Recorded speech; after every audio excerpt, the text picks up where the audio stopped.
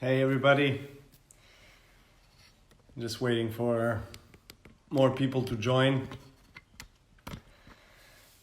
so we can start today's exciting event that is ahead of us. We're going to have a special conversation with a special person.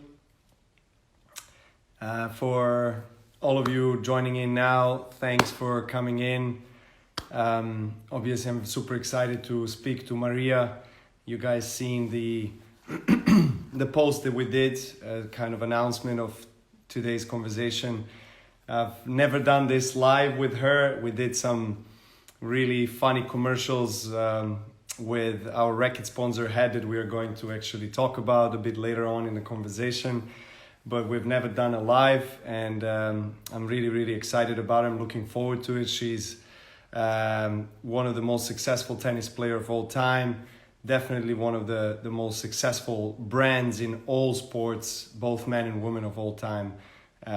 She's a very special person, someone that I've known for many years, and I'm glad to call her a friend. So thanks for joining in, and I would like to invite Maria now. I think she's here on the chat.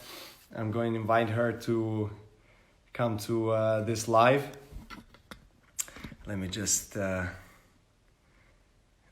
look for her message. Still trying to get used to the Instagram lives. I do apologize if there are any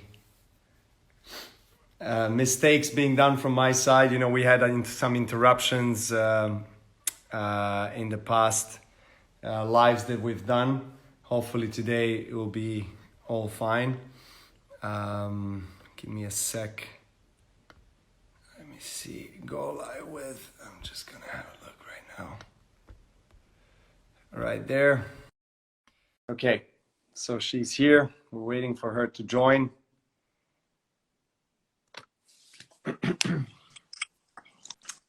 There she is. Hi.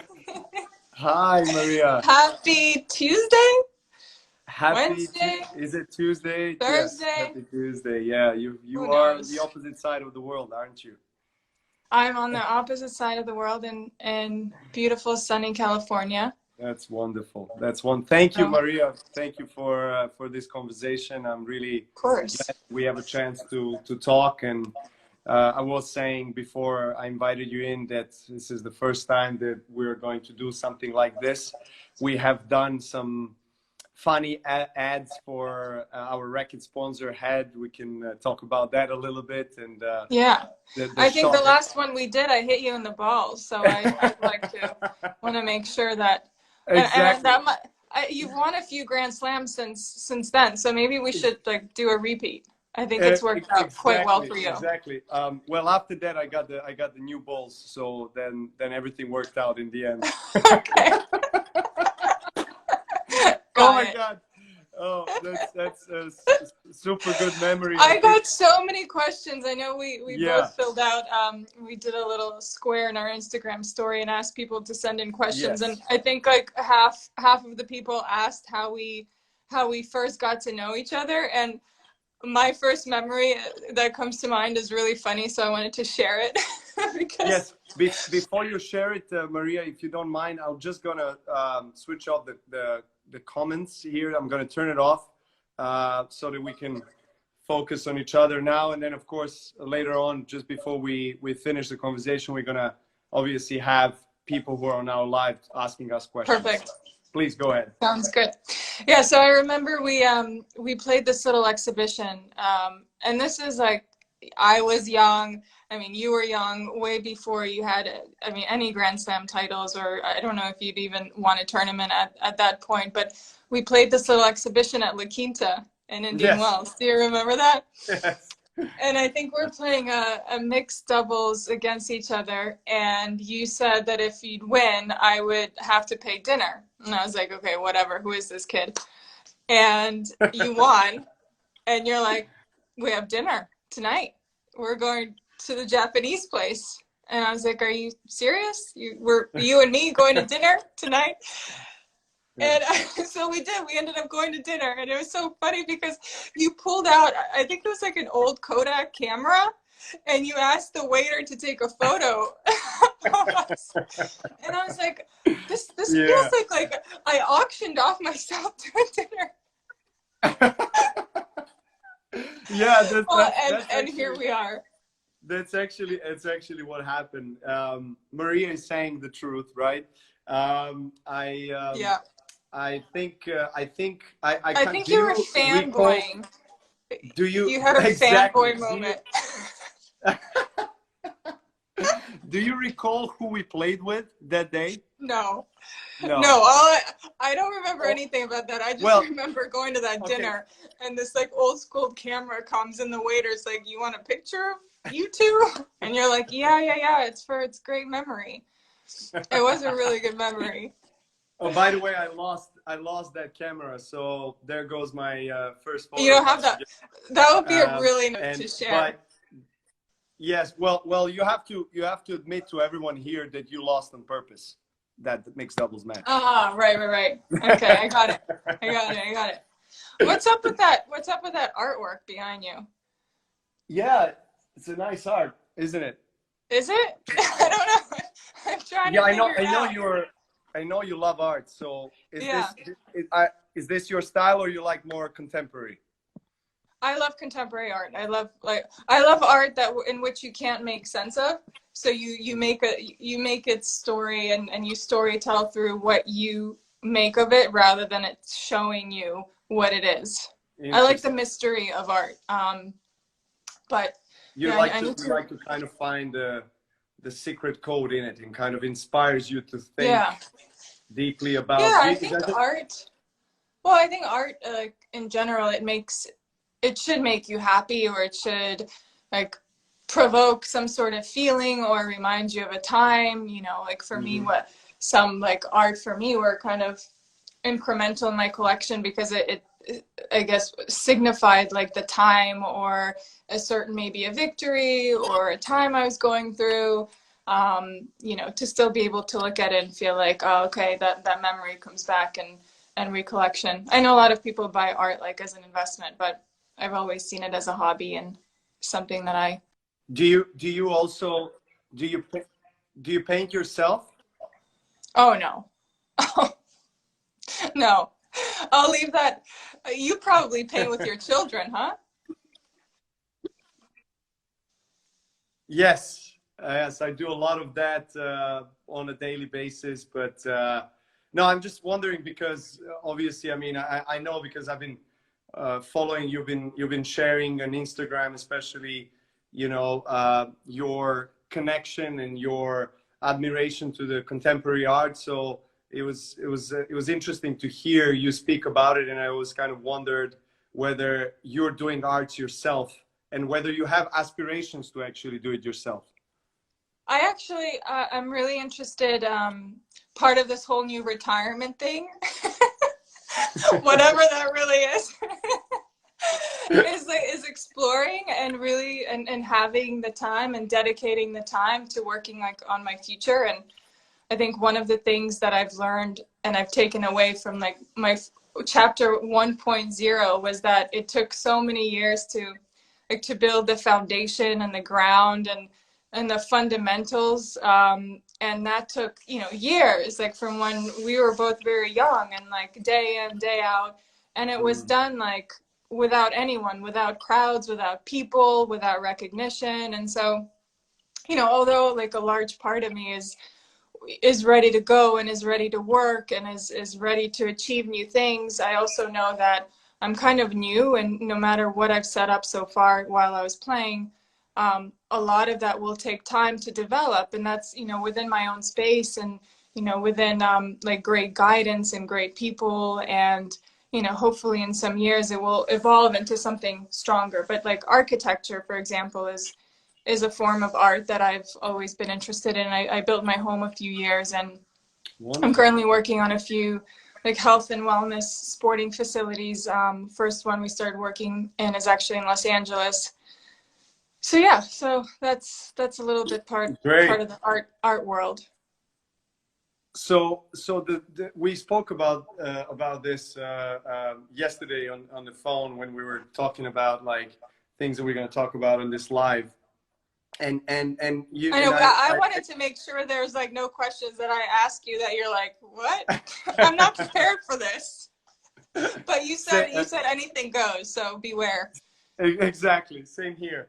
I wanted to actually know more about your transition, because you talk about the retirement that was obviously not a while ago, and Yeah. and we didn't really speak since you retired from professional tennis, but it did strike me, and I have an impression that you have probably one of the smoothest transitions out there from all the tennis players, both men and women, that I've followed over the years. And because I've, obviously observing your life and development and building of your brand, and everything that you've accomplished, not just on the tennis court, but also off the tennis court throughout your career, it kind of prepared you for your post-tennis life. I mean, that's at least how it appears to be. So how's that transition going for you right now? Well, I'd say the transition has been different than what I thought it would be because of what we're all facing, like the challenges, like mentally that we're all facing in today's environment. Like one thing I previously just mentioned was how I was really, like, despite, finishing something that was a huge part of my career, I was like really motivated for what's to come and ready to go. And, I certainly had some ideas, but I don't know, transition. Yes, I've built an amazing base. I had many interests from the court. Like in my spare time, I utilized that time really well. I built really good networks and relationships with people and companies, and my interest in business and in technology and investments, and architecture and art, and I've tried to learn a little bit as much as I could while I was on the road, which was really difficult. And I was ready to, I think, because to be honest, I was very stubborn in the last couple of years with my body. Like, I really thought that, as when we face a challenge, like, our persistence has like been one of our greatest strengths. And I believe in both of our careers. Like, no matter what is in front of us, we know that this is just a hurdle and we get through it. And I think I struggled a lot with it because I just kept thinking that it was a hurdle that I could pass and I could get better. And, and I was seeking everything I could.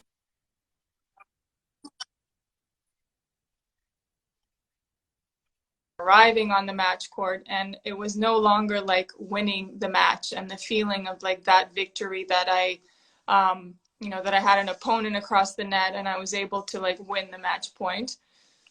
So for me, it was it's been somewhat of like a transitional relief that I'm not putting my body through that anymore, and like, it's funny, I've spent the last 6-7 weeks with my being in a home with my family. So my parents are here, and boy, it's it's entertaining because so much of your past and your history.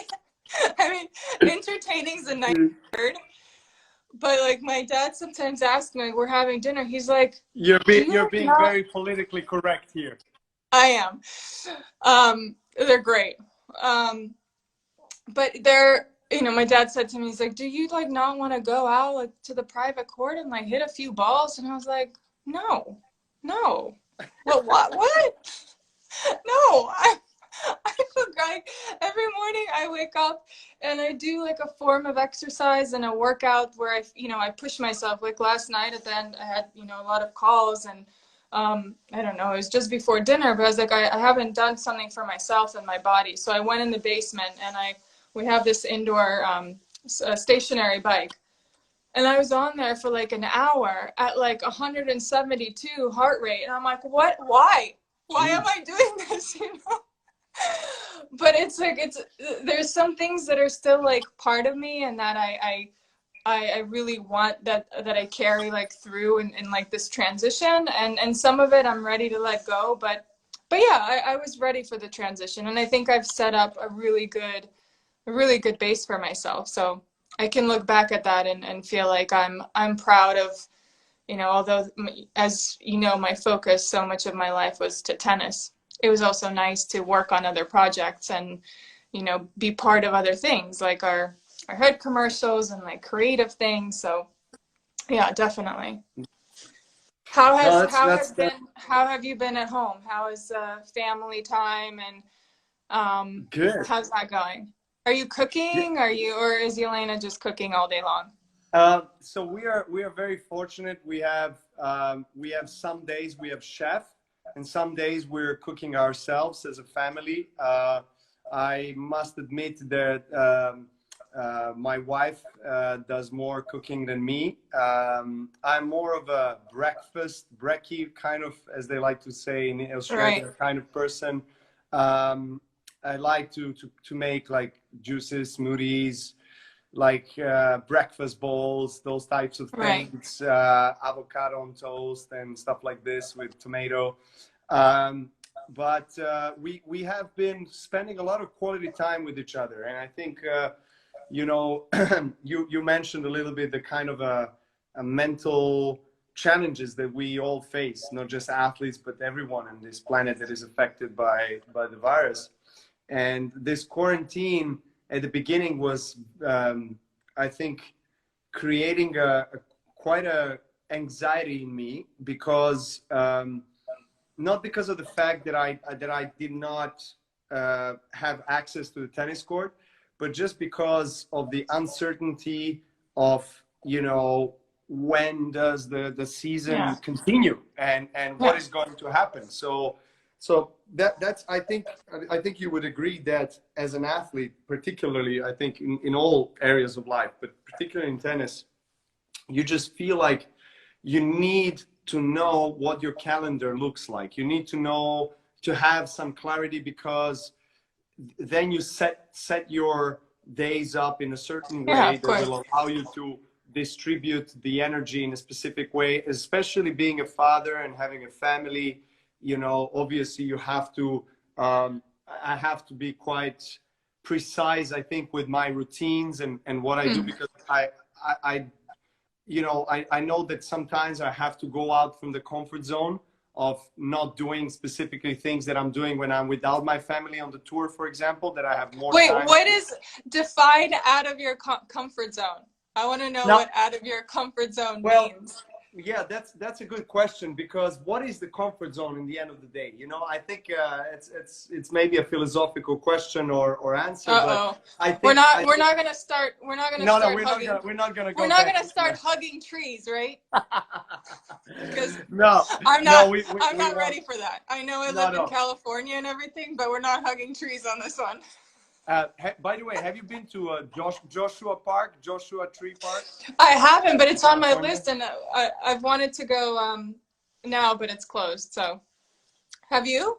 You should. You should. It's an amazing place. Yes, I have. A few years ago, it's Good like one of the good nicest trees? places that I've seen. Oh, amazing trees, amazing nature, landscapes, everything.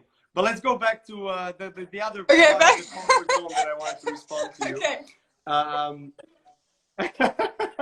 back to cooking at home. um, No, basically, the reason I what I asked was, you the reason yeah, I ask you about cooking is because I yeah. remember growing up and I was in my already when I had started playing a little bit of tennis. I was, you know, my grandmother was very much part of our family and she would cook all the meals for us and I would go in the kitchen and I would ask her like, "Oh, this was so good. Like, can you give me the recipe so when I'm older I can cook this?" And she said she would never give me the recipes because she told me, she's like, "I do not want you in the kitchen when you're older." And I was like, this doesn't make any sense. But now I'm every day I tell you when I'm emptying and putting in the dishes in the dishwasher, I'm thinking of her because I'm like, Smart God, woman. these men, they eat so much food. It's a lot. Every Yeah, I day. know. You know, Well, breakfast, lunch, dinner, you know, snacks, tea time. hey, we need strength, you know. You do We need need strength. we need muscles to move stuff around the house, right? Move tables, chairs, beds, and stuff. That's where we are, I think, Oh, okay. most What beds are helpful you with. moving? But How are you? Are you maintaining a good diet like throughout this time? I I yes, well, I am. You know, I don't. I'm one of these people that really doesn't have problem with gaining weight. In contrary, I have a other problem. I have problem Shit. with losing weight. So I have to, you know, stay so to say up to speed with my nutrition, but at the same time with exercise and everything. And look, you know, what I was referring to, you know, it's been now more than 2 months, and we're in a country that right now we're in Spain, which is has one of the worst circumstances, like corona numbers and everything, Right. from all the countries in Europe and in the world, actually. And so we've been locked down for 24/7 for 2 months. So we've been fortunate to have in the house where we're staying at the moment, to have a swimming pool, to have a garden, have a little gym so we could work out and Right. kind of stay fit. And it's interesting that you were saying, because I was looking at some of your videos on Instagram of you doing your home gym training, and it's really like, when you're an athlete and when you're used to these things, it's such an integral part of your day that it's Yeah. almost impossible to not to think about days that where you're not doing something, even if it's like a stretching, yoga, whatever it is.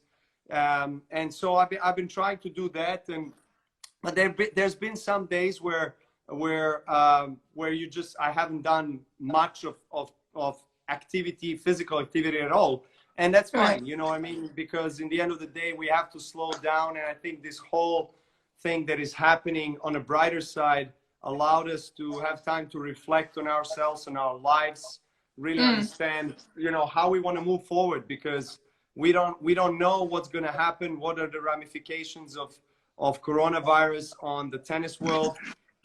But what we can do is we can encourage ourselves to kind of take matters in our own hands and really try to, I don't know, learn new skills, and work on ourselves on every aspect of our being, and do some things that attract us, that are kind of our hobbies and our desires, Hmm. but we really never had time to do it. So, you What know, are those for you currently? What are the hobbies that you're like? What are your interests? What are you trying to like improve, or you know, what are you yeah. learning about? Well, I like yourself, if I'm not mistaken, I have a very large interest in the world of health, wellness, and well-being. So I've been reading, watching, learning a lot from some of the people in the industry that I consider as kind of my mentors, and because it's so closely related to the tennis and the professional Of sport course. that I'm part of. So it's much easier for me to be in tune with my body and to understand, you know, when I read something, to actually apply it in my life and to Right. try it on my own body. And so I've been spending a lot of time in you know, reading and learning about new things in relation to health, to metabolic functions, to mental health, spiritual health, and all these That's different things. it's kind of it's really, I mean, I it's really admirable to watch you like gain this interest throughout the years, because I will say it, and you probably admit to it, but in the beginning of your career, like you struggled so much with your body and Yes. the length of matches. I remember, you know, watching you on the clay and all the cramping and being like, are you ever going to get your shit together? Um, and like to see you like make a transformation, you know, like what I loved about the sport is we really didn't have to, like, although we had to talk before every tournament and after every single match, like our game and our results always did the talking for us. Yes. And I don't know about you, but like that's what I, as I look like to the future and as I think of my hobbies and I think of my interests, I always think of not necessarily like result oriented situations, but I want to work on things in which I don't have to really explain myself, but in which that I really like apply myself, and that I show my skill Yeah. and my knowledge and ability, and that I do it like I guess in a humble manner because what the sport teaches you is like to be humble. You know, you go out on the court and you go through these like waves of emotions, these ups and downs, and you lose, you know, 8 points in a row. And so how do you get yourself together in front of thousands of people? And you have to do it without speaking. You have to showcase it. So, you know, it's interesting that I've really like admired that you've taken like all the weaknesses in the beginning of your career, and you applied facts and you applied knowledge, and I consider like a transformation, you know, and you're still like looking for more. Yeah. Well, thank you for your kind words. Of course, I do feel like it goes both ways. I mean, I've been, you know, seeing and also empathizing with what you've been going through, especially in the last couple of years of your career with the shoulder surgeries, struggles, and you know, everything that you had to overcome and that you had to face in order to actually give yourself a chance to be back and play on a big stage. So I can only imagine the difficulty of really and uncertain in a way. Like, you want to compete, you want to be out there, but at the same time, you know, your body doesn't allow you to, you know. Mm-hmm. So I think you know, in my case, I've been always trying to really be conscious of this holistic approach to life and to my own body, because of course we all want to win a tennis match when we go out there, but what we do before we walk out on that court determines in a very high percentage the outcome of the match. So right. I try to upgrade the, I guess, knowledge of self and the things that I can conduct myself with that can maybe improve my health, my recovery, right. my ability to think clearer, to be more concentrated, to slide better in those things, and to endure. Because, you know, we have longest season of all sports is in tennis. We have 10, 11 months a year, nonstop, and it's a lot of wear and tear on the body. So how is it, you know, one of the few... for you when it comes to the wear? Sorry, it broke up a little bit. I would say, like, yeah, you've definitely chosen the route that is somewhat of a, you know, not the one that everyone would take. Like, you've taken, and I think that's a big risk, like, you've taken the route that is, you felt was personal to you, that catered to you and your needs and the way that you felt, and you went against kind of, and you continue to do so, to push like against the norm of what is normal, like through your diet. I mean, you were kind of one of the first few that, you know, spoke about how this transition in your diet, you know, really helped like your body like maintain, you know, its ability to withstand these long matches, and then the physicality of 7 matches in a 2-week time period at a Grand Slam. And, you know, you're very vocal about it. And I think it definitely, I mean, not like that I'm at a level that you are, but I think it's made us realize as athletes on all across the spectrum how important that really is. And not all of us can be that disciplined. I mean, like, I come home and I'm like, I want a chocolate bar, and I have this chocolate bar, you know, or I want like this big size ice cream in the off season, like I will have it. You know, which leads me to say, like, yeah, when you I do have my guilt pleasures as well, you know. Like what? And I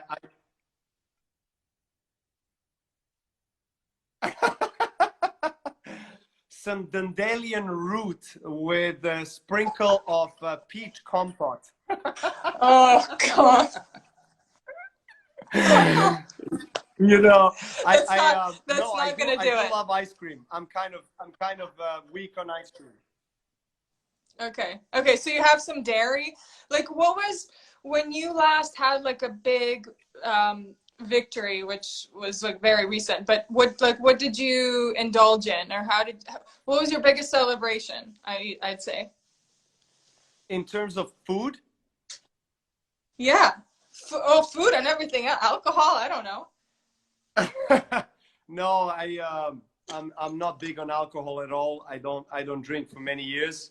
Although I saw that one of the messages that the questions that you got from one of the people, and you actually posted on your Instagram stories, was whether were you ever playing hangover a tennis match? Was that a question? Yes, that was a question. We can both answer it if you want. Yeah, you go ahead first. Okay. Ladies first. No, I will say I've never been drunk going into a match, or like hungover. Well, definitely not drunk. Wait, let me back up for a second.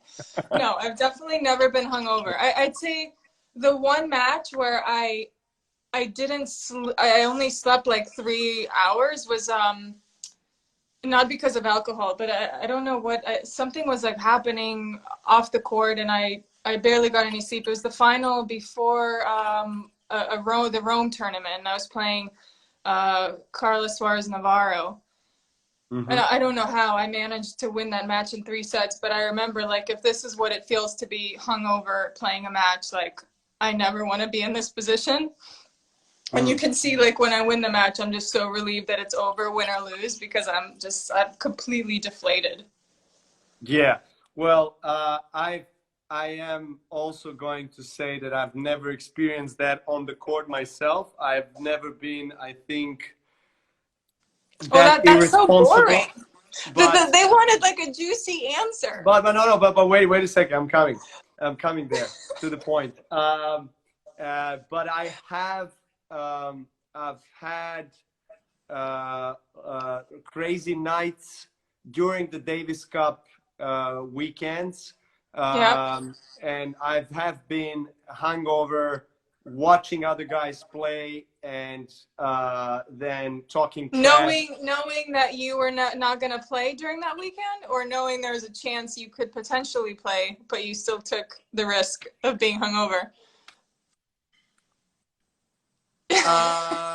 And knowing that there is no chance for me to play. Okay. I don't know. You hesitated on that one. No. I just remembered. I did play one doubles match, the doubles match, Davis Cup, Sweden. Yes, we were two love up. Soderling and top guys didn't play for Sweden, and I came back off the Wimbledon victory. It was the first Wimbledon win. I became #1. It was 2011. It was like all my dreams came true. And I traveled like literally the next day from London to Sweden to take part in quarterfinals of Davis Cup. And I was in the team. I was saying that I don't want to be part of any official matches, but I don't know how I ended up playing the doubles match, and I wasn't seeing the ball very clearly. Let's keep it to that.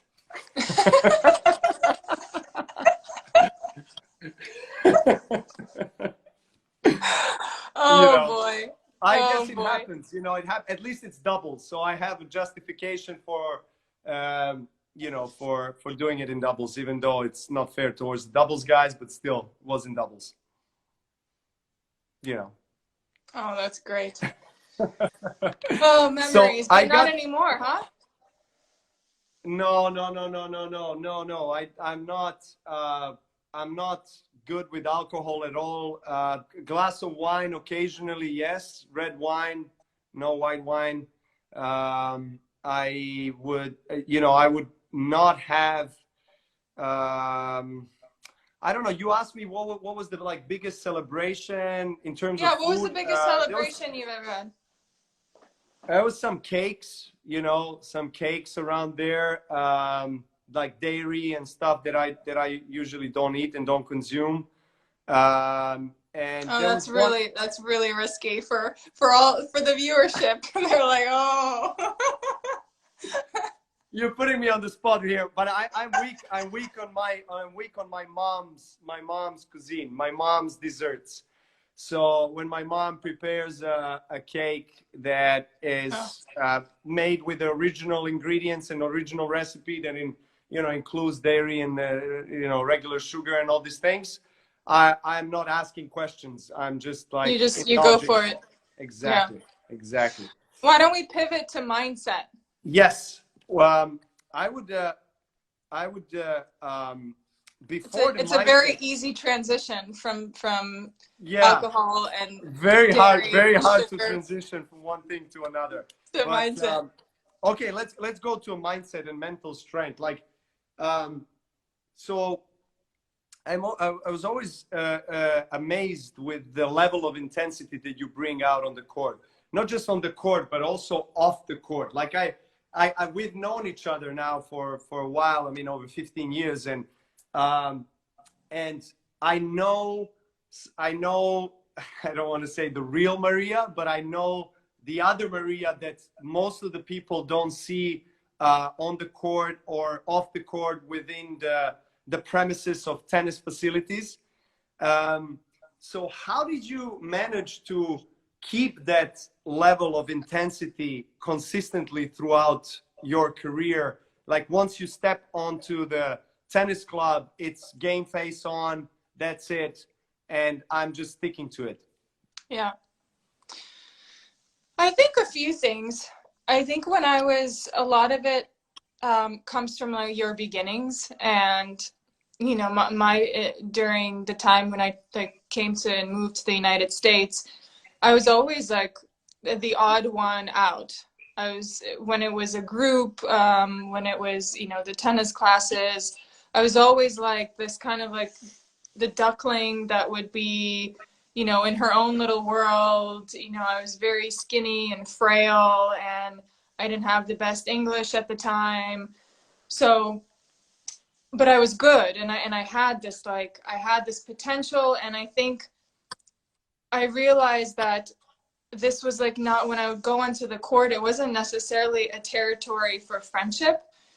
It was like what I was meant to be doing, and I got this opportunity to get there, and I wanted to really like focus. And I think the focus and the concentration, especially when I was young, like that was something that it was an asset that I think came to me like more naturally than other kids. And I realized that through this focus and through this concentration day in, day out, that I utilize it so much better to my advantage than other people. And I compensated for like the lack of maybe my physicality, or, you know, the lack of like supernatural talent. You know, I had great strokes, and I had a big serve when I was younger, and I used my weapons really well. But I had to work, it didn't come naturally to me. Like it came with a lot of work. So I think I carried that feeling that it wasn't coming easy to me, and that I constantly had to be like on this edge and wearing like horse blinders on from a very young age. And I took it with me to when I turned professional. And, you know, after winning a first Grand Slam, when you're torn into like scenarios that are so out of your control, it was really like to be in this single linear path was really I felt like it was my only chance to continue being great at what I was great at.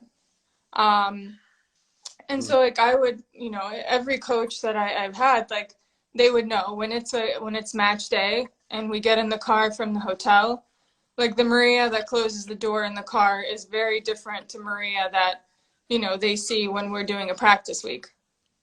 Yeah. You know, or the week before when we're practicing. Like I get in a car before the match. I'm like, I've got my headphones on. You know, no one talks. I'm thinking, I'm visualizing how I see things, game plan, how I'm feeling, you know, the nerves and the pressures, how I'm handling them. And also it's like you, and it's your personality. It's who you know, we're entertainers, right? So part of that was also like this shield and this character of mine that I carried on the court. And I just kind of kept going with it, and that's who you got. And I never, you know, as I look back, I never pretended to be someone who I wasn't, right? Those were all like qualities that made up Maria. They weren't like qualities that I saw along the way and that I picked up and that I was like, okay, now I'm going to try this. Like it was like that from day one. And so at least I was consistent with it. You certainly was. But yeah, I was It was very consistent. But you know, I think what's also interesting for for everyone that's on and listening to this is to understand, because even though like mindset was and is our greatest strength, I think what's interesting is learning how sometimes like we were able to get it back when it wasn't in our favor, or when we felt like it was lagging. And I'd love to like hear your perspective on what you would do to help bring it back, you know, when you needed it, when it wasn't natural. Yeah, that's a great question. I think that recovery, basically in mental, emotional sense, is something that I feel I have personally worked on a lot. I've dedicated a lot of attention in my mental training to, you know, to be able to recover quickly from being down on myself, being down on life in general, whatever it is, being in a negative state of mind and experiencing emotions like, you know, disappointment, anger, fear, whatever Yeah. it is, and being able to transform that very quickly back to the homeostasis, you know, back to the balance on being confident in myself on the court, and bringing that self-belief that actually is necessary, as you know, to manage to be successful in what you do, not just on the court but off the court as well. And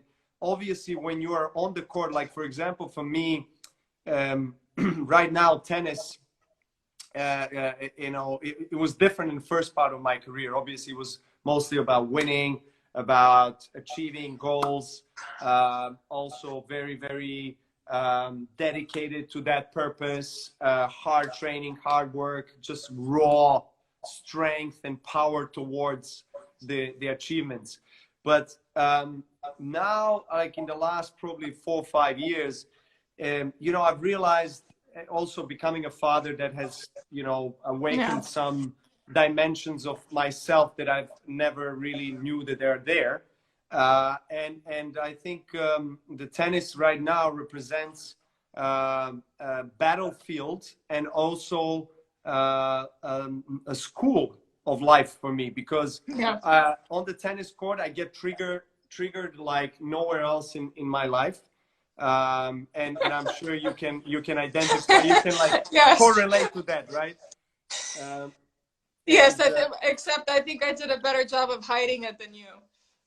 Exactly. Yeah. So for all the young tennis players and athletes out there listening, do not watch my videos when I'm breaking rackets. But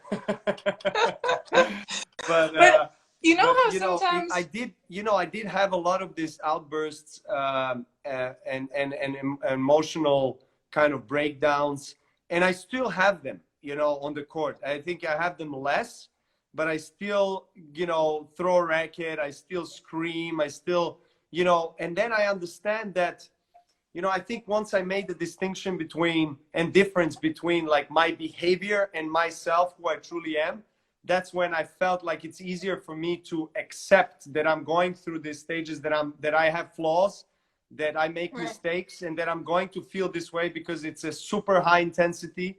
You know, there's a lot of pressure. You're by yourself, nowhere to hide. So, you know, you either win or you lose. It's all up to you, right? So experiencing all these emotions sometimes gets the worst out of me. But then at the same time, I think what the mental training of focusing on the recovery of first, I think accepting, okay, this is it. I can't turn back the time and change what I've done. And I'm not proud of it. But at the same time, I accept it, and I try to just channel whatever energy that I have into the positive and constructive things for me to be able to win a tennis match, for example, or just to be a better human being in general. I have to say that all sounds really great. Like I'm speaking to a guru.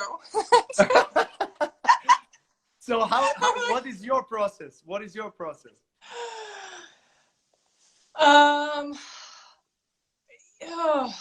I would say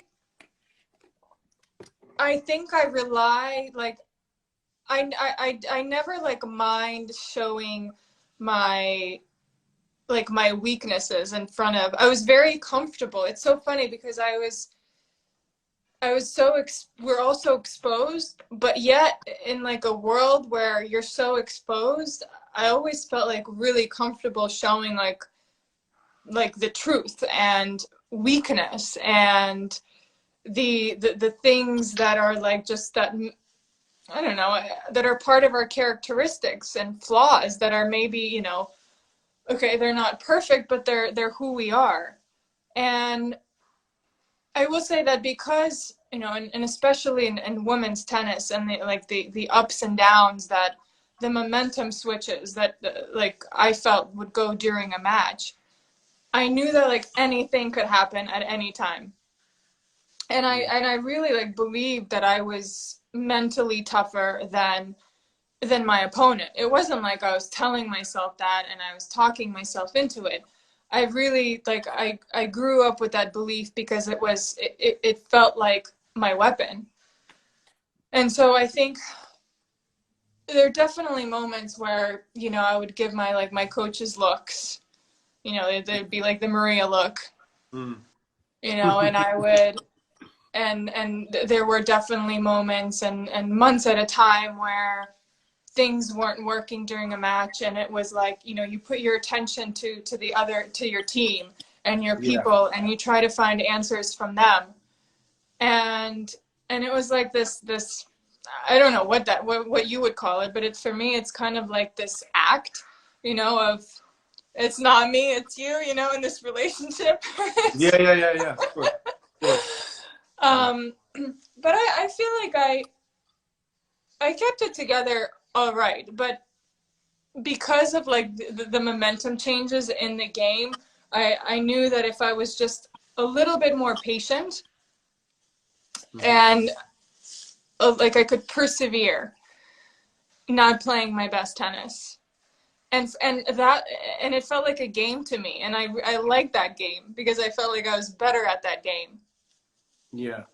So It's interesting because I mean your also your journey of, you know, going to United States when you were very young, and you know, going to a complete unknown territory and really being forced in a way by life to dig deep. I think I can relate to that because I did also come from, you know, a country that did go through a lot of difficult circumstances and hard times during 90s. So I understand that maybe coming from literally nothing in a way, and trying to create something really gives you this humility, and it gives you also humbleness, and really it also brings you to the center really quickly, as you said when you talked about yourself and your game face when you arrived to the tennis, and you were saying, like, you know, you get a chance, you want to put all your focus onto that and not really be ungrateful for that opportunity to compete. So I think that's a very powerful message because, you know, many times we take things for granted. And I mean, it happens to me. I try to be conscious of every moment, but, you know, a lot of times I catch myself like, hey, you know, like, wake up. Remember where you're coming from. Remember who you are. Remember what's going on, and be grateful. Do you There's sometimes? so many beautiful things. I notice when you're sometimes. Well, actually, I do this sometimes too when I was playing. But there are matches when you win that are actually like meaningful, but our reaction is kind of like subdued. Yeah. Right. And then there are other you know, situations in matches where we're so excited and we're in full celebration. What do you think? What do you attribute that to? Well, I think it's individual cases. To be honest, I think sometimes there's just an element of you not feeling your best, maybe on the court that day. Maybe you're not feeling the ball well. Maybe you're feeling like the opponent is outplaying you, and then, you know, all that intensity, all that feeling of being uncomfortable in your skin on that day. you know, just raises the intensity and the level of stress in a way. And you kind of feel like you want to channel it out. You feel like you want to scream it out. You feel like, you know, you feel like in a way, you just want to get that over with, and you feel Right. like you're fighting your heart out in a match that maybe you should routinely win in straight sets, right? So I think there's an element to that. Then maybe it's conditions as well. You know, sometimes who likes to play on a windy day? You know, or is extremely hot or whatever it is. Sometimes maybe it's the crowd, or it's that you're allowing some other factors from outside, the distractions, to get you to, you know, to put you out of the focus and out of that comfort zone, so to say, if something like that exists. But I also feel like sometimes it's also opponent across the net, whether he or she is playing really well, whether, you know, you don't like each other so much. I don't know. Right. There are various things that I think affect that. We could talk about that if you want to. It would make for really juicy highlights. I see what your intention is here. You're looking for some juicy topics and some you know, what can I say? Yeah, you know me. I'm all about the juicy topics. But I want to make sure that we get some of these. I wrote down a few fan questions, because I want to make sure let's do that. And I have a question for you later on after, and then we can move to the fans' questions. Yeah. Okay. So someone asked, what superpower would you have and why?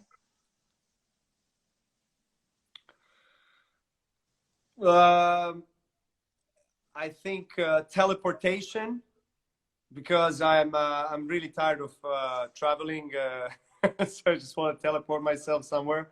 Okay, that makes sense. And flying, just flying, seeing the world from a bird's eye perspective. Okay.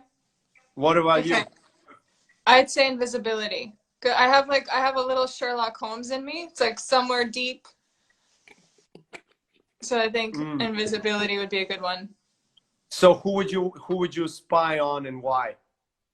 Oh, I actually don't think it's to spy on. I think it's like for others to like not see my presence. Okay. I always, no, you know, I think it's partially because we spent so many years. Okay, maybe now you're a little different. Like we see you driving in like Teslas all over like the countries when you're at a tournament. But when you're like somewhat normal and you drive an official transportation, and everyone from other cars sees that you're playing the US Open, or you're playing Wimbledon, or so you're like in the back seat like, oh. Yeah. So that's why I love New York City. I love like being in a taxi, and I look outside and I'm like, oh, like there's thousands of taxis. So if you had a possibility to like just eliminate the successful athlete and brand that Maria Sharapova is, recognized around the world, if you could pick a place where you want to just stroll on the streets and just walk around being free and not recognized, where would that be? I don't know. I don't mind. I don't feel.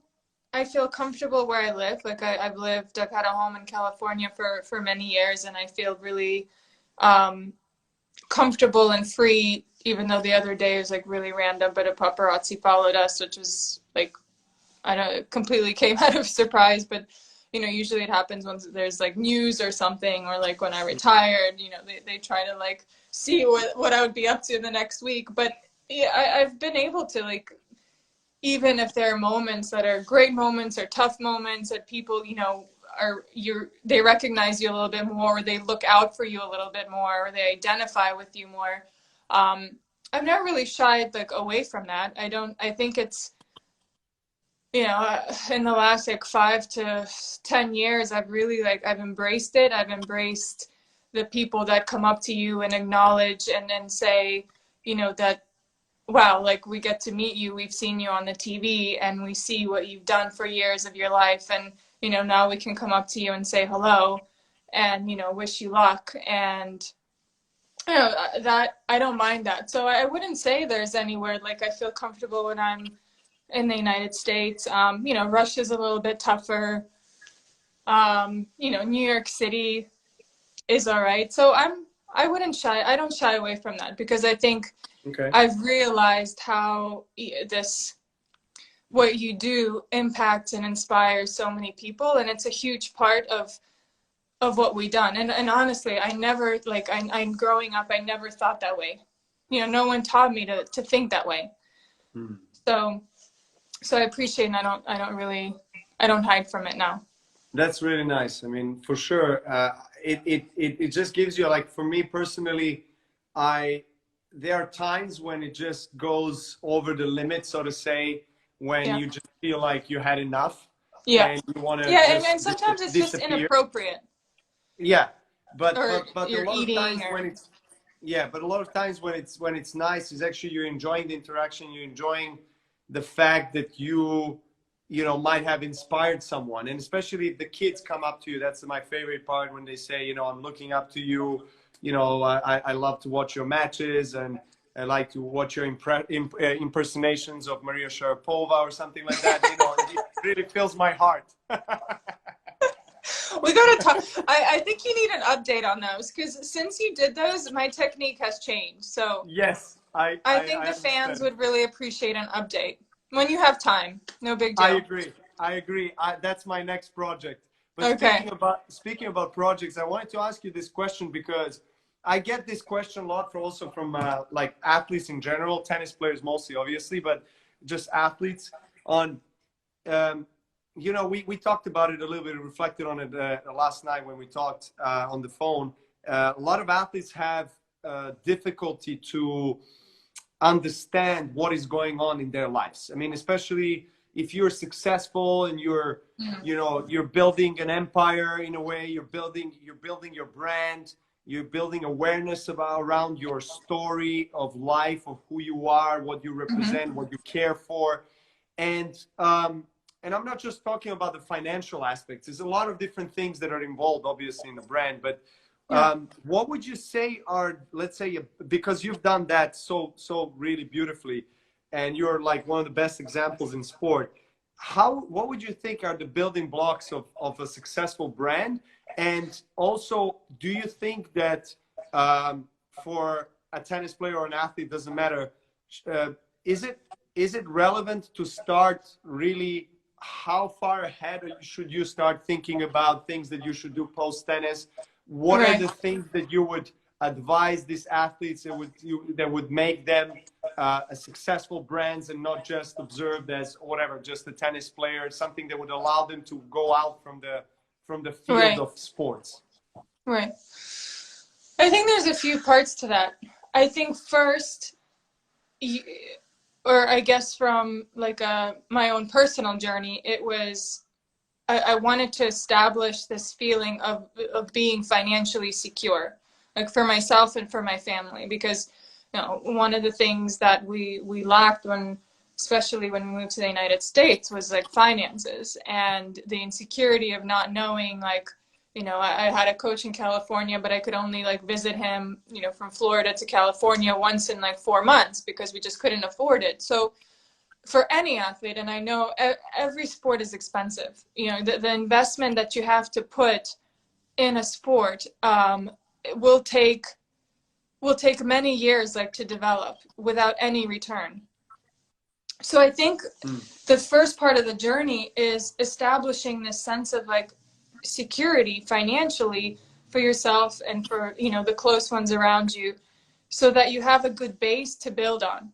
And for different people, that's a different, you know, that's a different amount, you know, and it comes from different avenues. What we were, you know, I guess smart in, and I don't really love the word brand because it sounds like very official. And one of the things that we did really Mm. well within my team was that the things that I was involved in, like I was all in. Like my interests, my passion, my involvement, my relationship, I mean, I think of like all the sponsors that I've had, like long-lasting sponsors. You know, I've been with Evian for 10 years. I've been with Nike since I was 12 years old. And I think of like the building stones of that. And it didn't start with them, you know, putting millions of dollars in my bank. That's not how things happen in life. It's not realistic. You know, it starts with understanding what do you both need? How do you work? How much time of mine? Do you understand my priority? Do you understand how I work? And with that, you build like these strong, you know, within a company like Nike, you have hundreds of executives, right? So you get to know one and leads to another. You know, you do one project within like a sportswear team, you know, that could maybe potentially help you with something else. So after learning those goals, you establish relationships, and relationships are very authentic because you learn so much about each other and you understand what that really means. And maybe, you know, correct me if I'm wrong, but based on your experience, but relationships have helped me tremendously. And then I think of, you know, the deal making has really transitioned in the last few years for me because I'm actually more excited about investing in like young and up and coming brands, which, you know, whether it's technology, whether it's like the health and wellness space, you know, people that have brilliant ideas, you know, have great skills, maybe don't have the finances yet, don't have the connections or the networking. Like I'm really passionate about helping them grow. Yeah. And I'm still, you know, I've had Sugarpova for the last 8 years, and I'm learning so much about like business through that. And, you know, in the beginning it was a very expensive hobby. You know, I didn't have any like particular goals with it. You know, now I consider myself like savvy in this area because I understand what deal making is. I make deals myself. You know, I don't rely on agents anymore, maybe to do things for me. So and all that is about growth. You know, when you're young, you can't make those decisions for yourself. You have to have the right people. You know, my parents were like incredible and witty and smart and made right decisions for me, which I recognize is very fortunate. That's beautifully said. Thanks for explaining that. I mean, I was watching your documentary a few years ago. Was it 2017? And also your book Unstoppable. I think that's where like you've allowed people to come closer to you even more. I think that's the power of documentaries and power of the book, is that you really go deep and you reveal certain things that haven't been really revealed for many years throughout your career. I think that was really nice because that allowed you to express yourself even, you know, I think even more, and allowed also people from, let's say, brands or companies or, you know, individuals that come up with some ideas that really never understood you in that way. Right. They felt like they know you better, so they feel like they can approach you more for a specific thing that is not related to tennis. So that's why I always, when I talk with athletes and we talk about the brand, and I agree with you that the word sounds a little bit formal, but I feel like brand it's like translated into a story, into a journey, right? Everyone has their original authentic story. So I just feel like, regardless of the fact that you are, you know, coming from maybe not a developed Western country, whatever it is, everyone has the story, regardless of the ranking, regardless of where they're coming from. And I feel like there's just maybe not enough maybe decisiveness or courage to take the step into unknown and really tell that story and be bold about it. Why not? Yeah. You know, and well, present yourself in a way that... I think when it comes to athletes and like the financial and then the business side of things, I think it's a side that, like, from an athlete's perspective, we like to be part of what we know of. Like we know sport and we know that craft and we want to grow it.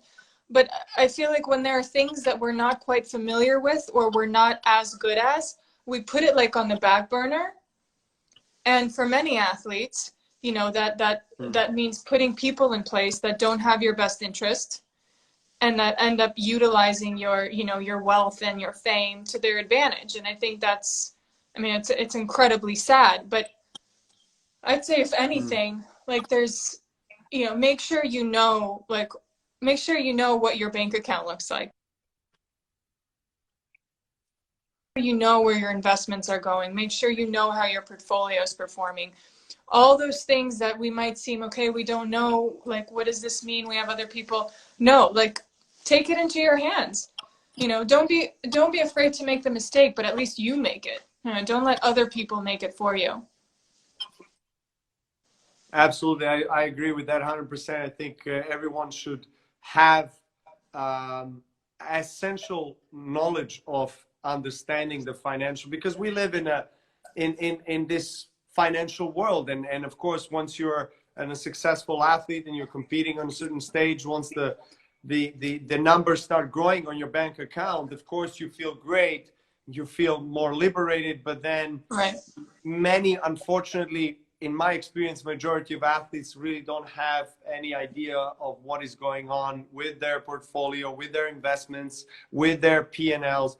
And so I think that's a really good message. Take the matter in your own hands. And Yeah. really, if you don't want to blame someone else, or if you don't want someone else controlling your life, just do it today. You know, Yeah. go online, take books, take a mentorship program, whatever it is. You can always Yeah. find ways these days to learn. There's so I many different agree. channels. So, so do you want maybe I'll switch on the comments right Yeah. now, and I'm going to ask everyone watching. Let if you everyone guys back have some in. questions, There we so go. we'll go. Yeah, we'll wrap this This up, is and by I'll far have the some. longest Instagram live I've ever done. Not I that I've done so know, many, no, but I feel privileged. I do feel privileged. thank you. Okay, That's so very kind. this is a very good question, coming from a profile called Alvern14. Maria, if Novak would do an autobiography, what should be the title? Ooh. Wow. Yeah. Oh my goodness. I have a few, but I have to run them by you first. Okay. Let's I don't delay think I can this. like okay, well I think much of it will, I mean, you have to play up to all your and strengths, and there are many, but like that have to do with grit and perseverance. And I think there's a nice, I actually, when I was writing a book, and I don't know how this applies to you, but I felt like so young to be writing one, and I wanted it to be called To Be Continued, because it's Okay. like, you know, you're writing an autobiography, you're in your 30s, and you want your life to continue. And they're like, no, you're already talking about the future. You got to talk about like now, like what you are, the years behind you, not the years in front of you. So Of course. that was a tricky one. That caught me off guard. We'll have to report back. So I have another one from Sophie. Question, Maria, and I mean for both of us, what is the most inspiring documentary or movie that you have seen in your life? Wow. I thought, I mean, I think I've seen it since he's passed away. More. I love the way it was shot, and I actually got to know the producers in the last few months that did it, and they said that was like the third version of the documentary. That he's such a perfectionist that they had two versions, and he was like, "I'm not happy with this. I'm gonna make this even better." And he was just such an inspiring and special individual, and I thought it did a really good job of just capturing like how competitive he was and how relentless he was. And I want, like, when it ended, I wanted more. Mm. How Yeah, about you? it's Same. Absolutely. Muse was, I, had that privilege to know Kobe personally, over the years, and have a relationship with him. And he was definitely one of the mentors that I had in my life. And he Yeah. was really there for me when I was experiencing an injury and coming back, and I seek for an advice, and just from people that have been there, that understand what you're going through. And he was truly a special person. Yeah. So that was very there's very profound documentary. Absolutely. The other one that I really liked, I don't think you probably didn't watch it. It was called. It was aired on HBO. It's called Once Brothers, and Okay. was about two basketball players from our region, Vlade Divac from Serbia and Dražen Okay. Petrovic from Croatia. And HBO did this series with Vlade, because Dražen Petrovic was arguably the greatest basketball player ever to live in ex-Yugoslavian region, and he died in car crash. I think I can't remember the year exactly, but it was kind of a long time ago, more than 20 years ago. Right. And he was playing in the NBA, and he won silver with Croatia on Olympic Games, playing against the Dream Team in '92 with Jordan and everyone. And him and Vlade Divac were very, very close. Vlade was a Serbian basketball player playing in NBA in Lakers. And they were literally inseparable, very, very close. And I'll have to watch that. they were roommates. And then unfortunately, war happened. And Yugoslavia. You're basically giving the entire documentary away. We can go and watch this, right? Okay. I mean, I'm just like, I was very inspired by that. So anyway, everyone should watch Once Brothers for sure. is this how all your interviews go? You just like keep talking? Sorry, I did not tell you at the beginning, but my interviews last for 2 hours. So we have another 47 minutes. Oh my God. Okay, so we are wrapping this up. Let me go through a last question, and Okay. last question, I promise, and then we'll finish. We have some questions in Russian here. Оба говорить на русском. Я по-русски, я понимаю, не говорить. You probably understand more than I do these days. That's not true, but so Maria Ryan is asking questions. Are you as flexible as Novak is? oh, definitely not. Definitely not. I mean, no. But I did. Are you when working I on your was young. flexibility these days? It's okay. I mean, like you set such a high standard that, and you must be like in your sleep with like your leg up, like Exactly. like stretching. Exactly. No, I used to, when I was younger, I did gymnastics for a few years, as part of like my training for tennis. And then I wasn't like very tall then, and I stopped, funny enough, I stopped growing. So my parents were like, get her out of that. Because my parents really like, thought that they preferred that I was taller than I was shorter for my sport. So they got me out of gymnastics and took me to boxing, where I don't think that's like the opposite. What a great switch. I know, the opposite of flexibility. Well, I think it gave you a nice balance between the two, right? Yeah, I had a good, I love boxing. Do you do any boxing? I do occasionally. I mean, when do you have time? With my wife, You probably don't have any time. We do a lot of boxing. I mean, between stretching and the diet and the tree hugging Yeah. and the meditation. Exactly. And Well, how about this? The next time we do a live, we can hug a tree together. And I we'll would just love talk that. about I nature. would. Okay. We'll stop right there.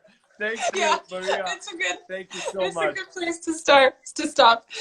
But Yeah. thank you. This is lots of fun and nice to Yes. feel like it felt like I came out of retirement for like an hour.